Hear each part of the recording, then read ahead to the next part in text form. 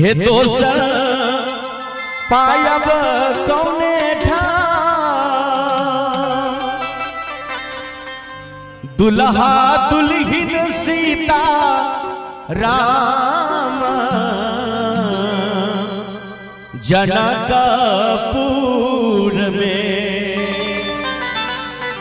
जे एहन सुंदर मिथिला धाम दोसर पायब कौने ठाम दुल्हा दुल्हिन सीता राम जनकपुर में। एक बार भगवान जिनका जिनका दोनों हाथ सलामत देने है एक बार दोनों हाथ ऊपर कर दियो तो खाड़ कर दियो ईमानदारी से उठा दियो जिसका बाबा का उठा दियो दोनों हाथ जिसका हाथ सबसे ऊपर उसका तकदीर सबसे सुपर। उठा हाथ नीचा नहीं करवे ताली देवे।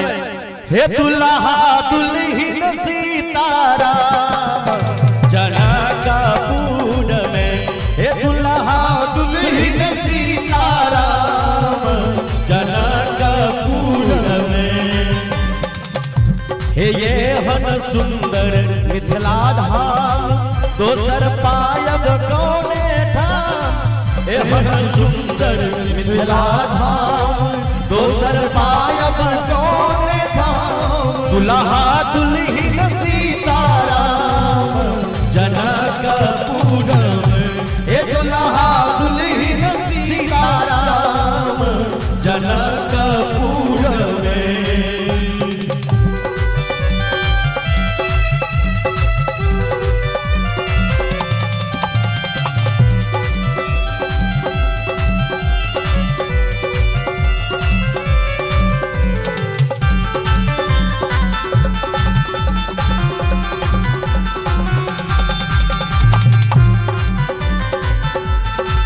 जय हो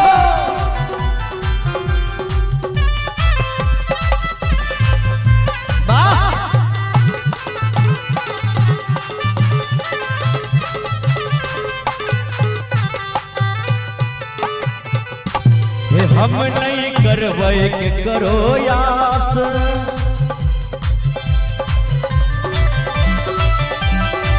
हम नहीं करवे के करो यास जखन मिथिला हमर दास जखन मिथिला हमर दास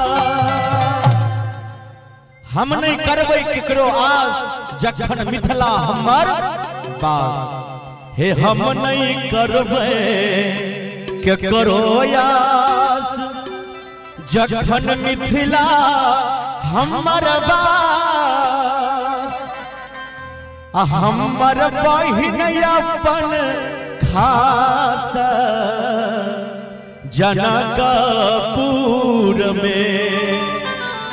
बोले दुल्हा दुल्हिन सरकार की हमर बहिन अपन खास जनकपुर में। हे दुल्हा दुल्हिन सीताराम जनकपुर में।